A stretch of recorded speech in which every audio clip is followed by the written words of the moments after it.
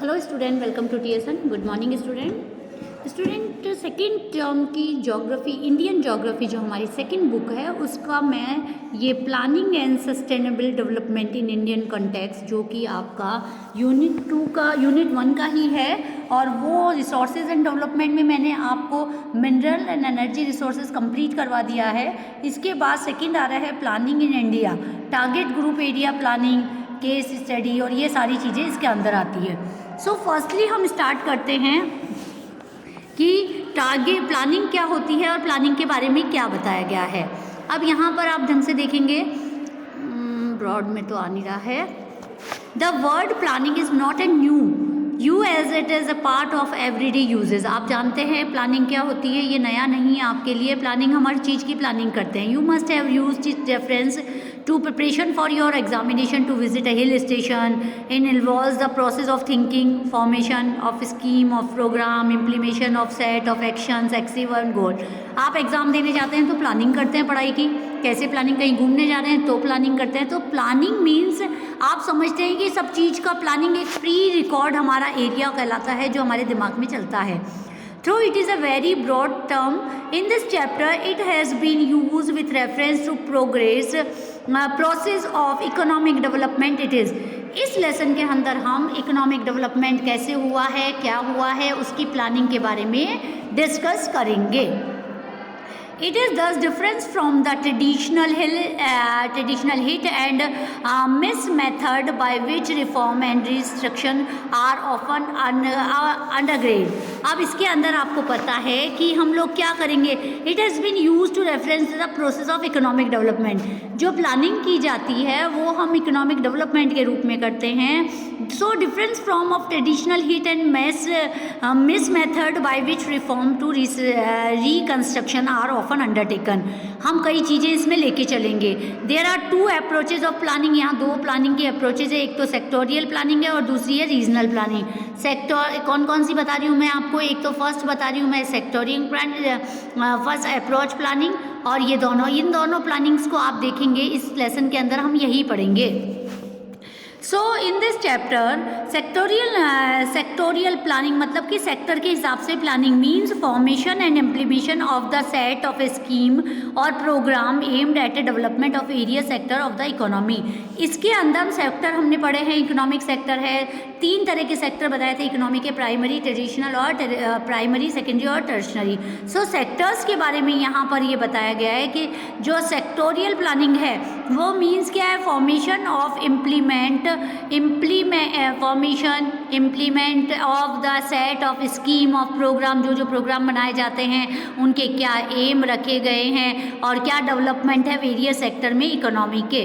सो ये प्लानिंग हम करते हैं सेक्टोरियल डेवलपमेंट में, जिसके अंदर कौन कौन से आते हैं, इसके अंदर आते हैं सेक्टर के अंदर इरिगेशन है, एग्रीकल्चर है, manufacture power, construction, transportation, communication, ये सारे आप सेक्टोरियल प्लानिंग के अंदर लर्न करेंगे। सो स्टूडेंट, ये हो गया। There is no uniform economic development over space in the any country. Some areas are more developed. आपको पता है कहीं पे तो बहुत ज़्यादा डेवलपमेंट हो गया है, कहीं पर बिल्कुल भी डेवलपमेंट नहीं हुआ। तो सारे एरिया यूनिफॉर्मल नहीं है, नो यूनिफॉर्मल। सो यहाँ हमें पता है कि कोई भी सेक्टर एक सा नहीं है। This uneven pattern of development over space necessities that the planners have a special perspective and draw the plans or to reduce regional imbalancement in development. यही हमारा बताता है कि क्षेत्र वाइज जो इम्बैलेंसमेंट है किसका, विकास का या डेवलपमेंट का, वो नहीं हो पाता है। So this type of planning is term to regional planning. जो क्षेत्र के हिसाब से जो प्लानिंग की जाती है जगह जगह के हिसाब से, उसे हम क्या कहते हैं, रीजनल प्लानिंग कहते हैं। सो स्टूडेंट, 2 टाइप की हमने प्लानिंग पढ़ी है यहाँ पे, है ना। अब यहाँ पर एक दिया हुआ है, on 1 January 2015 the NITI Aayog, NITI क्या है, नीति आयोग, कब बना था ये 1 जनवरी को आयोग वॉज फॉर्म्ड। कब बना था नीति आयोग, 1 जनवरी 2015 में ये नीति आयोग बना था।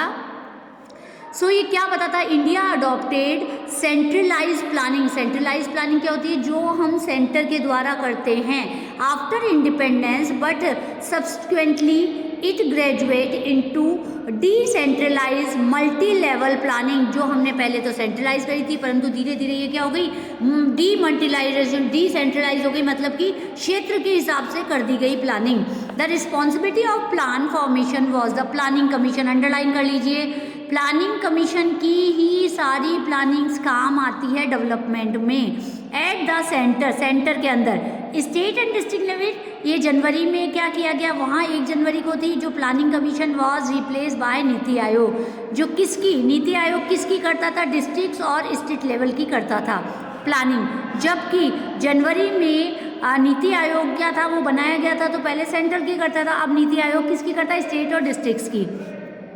नीति Aayog has been set up by the objective of involving the state and the economic policy का क्या क्या ऑब्जेक्ट थे इसके, नीति आयोग के ऑब्जेक्ट हैं ये सारे। Making the India for providing strategy and technical advice के कारण जो क्या था, इंडिया को प्रोवाइड करना टेक्निकल एडवाइस सेंट्रल और स्टेट गवर्नमेंट को, ये सारे काम नीति आयोग के थे। सो स्टूडेंट, यहाँ हमने नीति आयोग पढ़ा, प्लानिंग के बारे में पढ़ा। 2 तरह की प्लानिंग बताई गई मैंने, एक तो सेक्टोरियल प्लानिंग और एक है रीजनल प्लानिंग।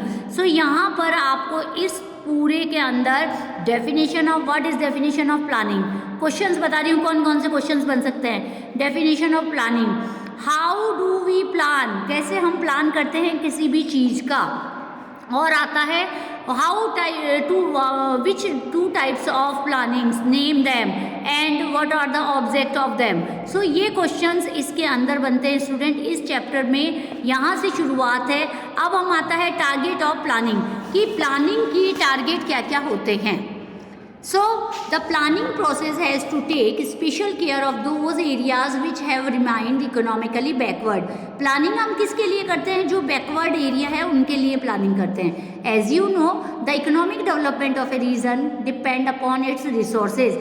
जो भी शहर है वो किस पे डिपेंड है, उसकी प्लानिंग किस पे डिपेंड है, इकोनॉमिकली रिसोर्स, उसमें कितने ज़्यादा चीज़ें हैं, ठीक है ना। But some time resources this region also remain backward, परंतु कई जगह ये क्वेश्चन उठता है कि रिसोर्सेज बहुत है वहाँ पर परंतु डेवलपमेंट नहीं है।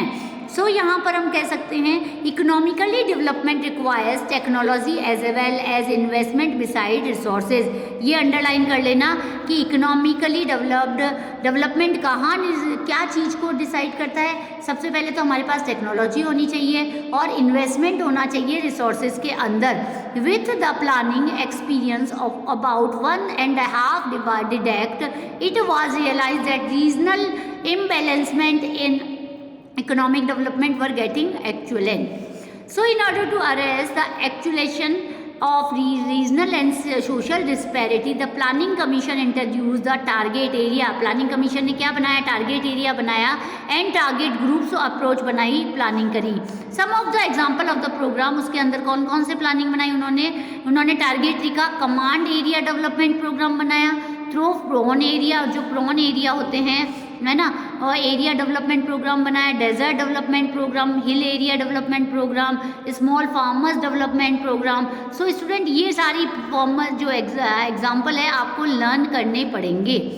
In the 8th 5-year plan, special area program were designed by the development of infrastructure in hilly areas में बनाने के लिए एक 8th 5-year plan में हिली एरिया के लिए एक प्लानिंग बनाई गई, नॉर्थ ईस्टर्न स्टेट के लिए और ट्राइबल एरिया के लिए।